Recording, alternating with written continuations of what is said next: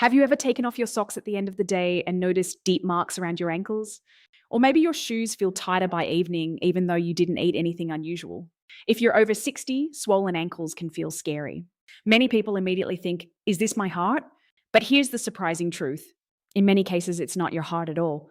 It could be your lymphatic system, and the good news is there's a simple 5-minute daily habit that can help reduce that swelling naturally. Let's talk about it in a simple, clear way. Remember, your body is incredibly smart even after 60. It just needs a little support, a little movement, and a little care. You don't need complicated routines or expensive treatments. Small, consistent habits can bring real comfort and relief. It's never too late to feel lighter, more active, and more in control of your health. Let's take a closer look at what's really causing that swelling in your ankles, because this is where a lot of unnecessary fear begins. Many people over 60 notice puffiness around their feet or those deep sock marks at the end of the day. And the first thought that comes to mind is often the heart.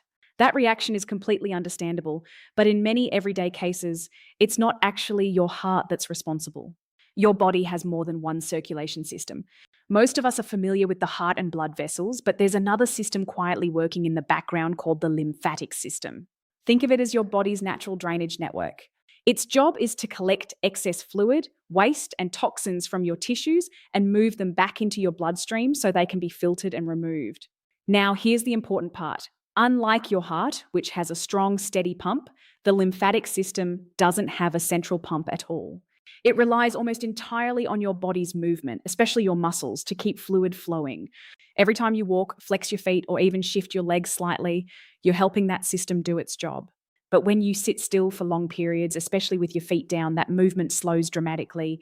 Gravity begins to pull fluid downward, and without enough muscle activity to push it back up, it starts to collect around the lowest part of your body, your ankles and feet.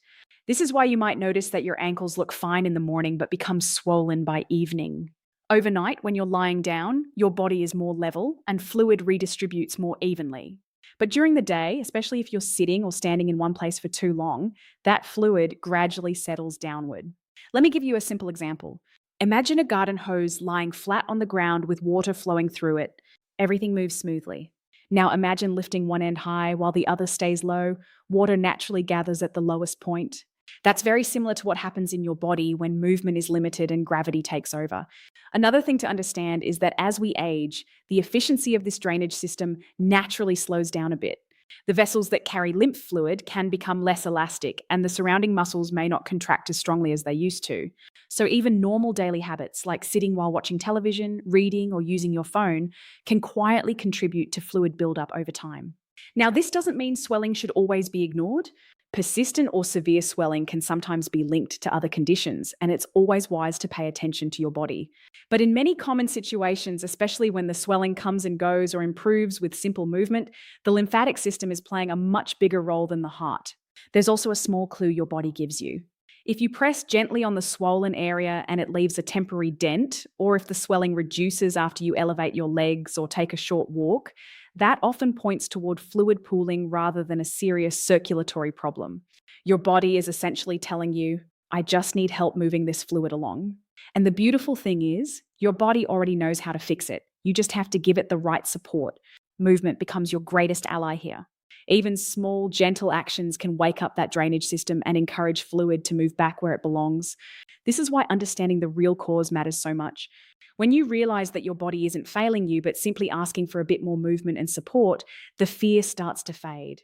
You move from worrying to taking simple, confident action. And that shift from fear to understanding is where real healing begins. Now let's talk about why this issue becomes more noticeable after 60, because many people tell me, I never had this problem before. Why is it happening now? And that's a very important question. As we get older, our bodies don't suddenly stop working, but they do begin to work a little differently. One of the biggest changes happens in our muscles, especially in the legs. When you were younger, you probably moved more without even thinking about it, walking, standing, going up and down stairs, running errands. All of that natural movement kept your circulation active and your lymphatic system flowing smoothly. But over time, life becomes a bit more still. You might sit longer while watching television, reading, or using your phone. Even small lifestyle changes like retiring from a physically active job can reduce your daily movement without you realizing it. And here's the key point. Your legs rely heavily on movement to do their job. Your calf muscles act like a second heart. Every time you walk or flex your feet, those muscles squeeze the veins and lymph vessels, pushing fluid upward against gravity. It's a quiet, automatic pumping system that works beautifully when it's used. After 60, those muscles may not contract as strongly or as frequently, not because something is wrong, but simply because they're being used less. When that happens, fluid doesn't get pushed back up as efficiently and it begins to settle in the lower parts of your legs, especially around the ankles. At the same time, the tiny valves inside your veins and lymph vessels, which help keep fluid moving in the right direction, can become a little weaker with age. Think of these valves like small doors that are meant to close tightly after fluid passes through. Over time, they may not close as firmly, allowing some fluid to drift backward instead of continuing upward. Now combine that with gravity, and you can see what happens. Fluid slowly accumulates in the lowest areas, and by the end of the day, your ankles may feel heavier, tighter, or swollen. Let me give you a very common everyday example. Imagine sitting in a chair for a few hours watching your favorite show. Your legs are down, your feet are still, and your calf muscles are barely engaged. During that time, fluid is gradually pooling in your lower legs. You might not feel it immediately, but when you stand up or remove your socks later, you notice the difference. This is why swelling often seems to appear out of nowhere, when in reality it has been building slowly throughout the day. Another factor that plays a role is joint stiffness. As we age, our ankles and feet may not move as freely as they once did. Even subtle stiffness can reduce the natural range of motion, which means less stimulation for the lymphatic system. And again, this isn't something dramatic. It's small, gradual changes adding up over time. What's important to understand is that none of this is unusual. It doesn't mean your body is failing, it means your body is adapting, and it now needs a bit more intentional movement to keep things flowing properly. The encouraging part is that even very small changes can make a noticeable difference. You don't need intense exercise or long routines. In fact, just becoming aware of how long you're sitting can be a powerful first step. For example, if you've been sitting for an hour, simply lifting your heels, wiggling your toes, or standing up for a minute or two can reactivate those muscles and restart the flow. These tiny movements act like a gentle reminder to your body to keep things moving. Even shifting your position, stretching your legs forward, or placing your feet on a small stool can help reduce the downward pressure caused by gravity. It's not about doing more, it's about doing just enough, more often. And once you begin to notice the connection between movement and how your ankles feel, something interesting happens. You start to feel more in control. Instead of being surprised by swelling, you understand why it's happening and, more importantly, what you can do about it. That awareness is powerful because it turns a passive problem into an active solution. And when you take those small, consistent steps throughout the day, your body responds in ways that are both gentle and reassuring. Because sometimes the biggest changes don't come from doing more, they come from simply moving a little more often. Now that you understand what's happening inside your body and why swelling tends to show up more after 60, let's focus on something very practical, what you can actually do about it in a simple, gentle, and effective way. The goal here is not to push your body hard or overwhelm yourself with complicated routines. In fact, the most powerful solution is something you can do in just a few minutes right where you are. This small habit works with your body, not against it, by gently encouraging that natural drainage system to do its job again. Think of it as waking up your body's second pump. You can do this while sitting in a comfortable chair or lying down. If possible, slightly elevate your legs using a pillow or a footrest. This alone begins to reduce the pull of gravity and makes it easier for fluid to move upward. Now bring your attention to your feet. Slowly point your toes forward as if you're trying to reach something at the end of the bed. Then gently pull them back toward you, feeling a light stretch in your calves. Move at a calm, steady pace. There's no need to rush. As you repeat this motion, something very important is happening beneath the surface. Your calf muscles are contracting and relaxing, almost like a soft squeezing action. Each squeeze helps push fluid out of the lower legs and encourages it to travel upward back into circulation. You might not feel anything dramatic at first, and that's perfectly fine. This is not about intensity, it's about rhythm and consistency. Even small movements done regularly can have a meaningful effect over time. After repeating this forward and back motion for about 20 to 30 times, you can add another gentle movement by making slow circles with your ankles. Turn them in one direction for a few rotations, then switch to the other side. Keep the movement smooth and controlled, as if you're drawing circles in the air with your toes. These circular motions help stimulate areas that don't always get activated during normal daily activity. They also improve flexibility in the joints, which further supports healthy fluid movement. As you go through these motions, try to stay relaxed. Let your shoulders soften, your breathing remain steady, and your focus stay on the gentle movement of your legs and feet. This moment can be more than just physical, it can also be calming, giving your body a chance to reset. Now, here's what makes this habit so effective: it doesn't require a special time, a special place, or a lot of energy. You can do it in the morning before getting out of bed, in the evening while watching television, or anytime you've been sitting for a while. For example, if you've just finished a long phone call or a favorite program, instead of immediately getting up, take a few minutes to move your feet in this way. It's a small transition that can make a noticeable difference in how your legs feel afterward. Another helpful moment is before going to sleep. Doing this routine at night can help reduce the fluid that has built up throughout the day, allowing your body to rest more comfortably. Many people find that their ankles feel lighter the next morning when they make this a regular habit. What's important to remember is that this is not a one-time fix. It's a gentle daily support system for your body. The more consistently you do it, the more your body begins to respond.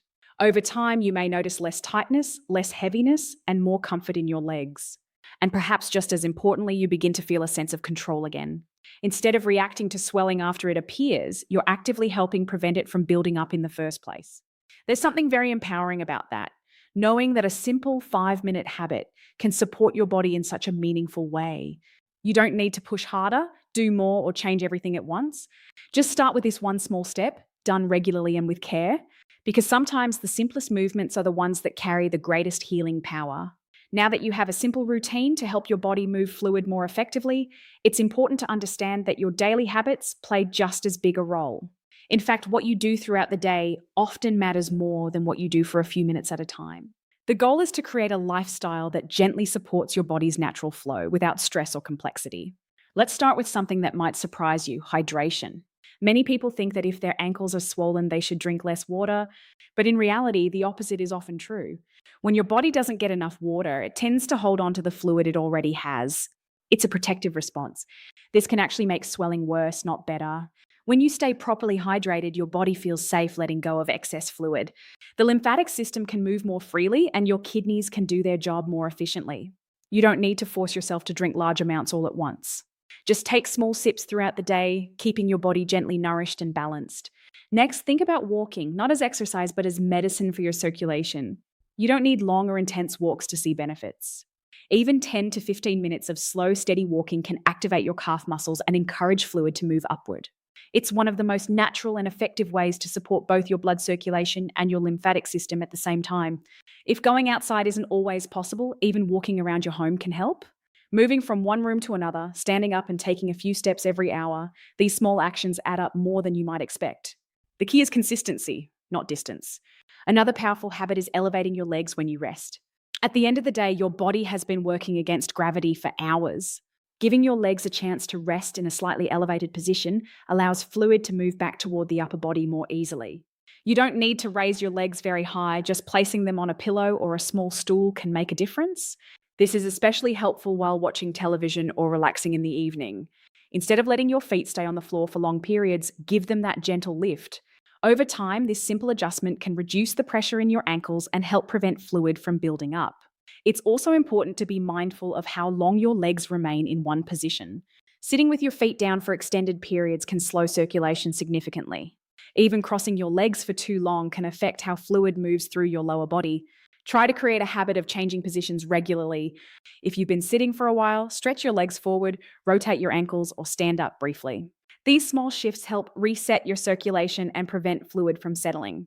Let me give you a simple way to think about it. Your body loves movement in small, frequent doses. It doesn't need big efforts. It needs gentle reminders throughout the day. Each time you move, stretch, or adjust your position, you're giving your body exactly what it needs to stay balanced. Even your clothing choices can play a role. Tight socks or shoes can sometimes restrict circulation around the ankles, making it harder for fluid to move.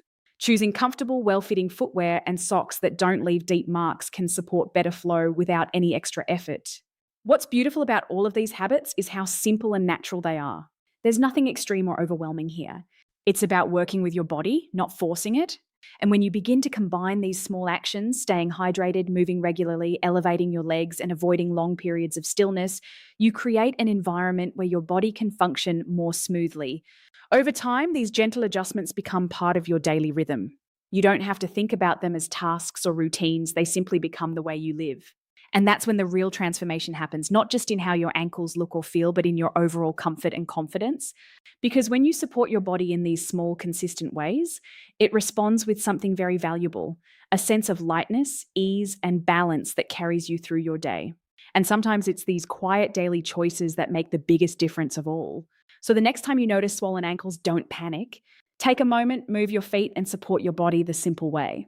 If you found this helpful, make sure to like this video, share it with a friend or family member, and don't forget to subscribe to Dr. Zoe Patterson Official for more easy science-backed health tips for living well after 60. Stay healthy, stay active, and I'll see you in the next video.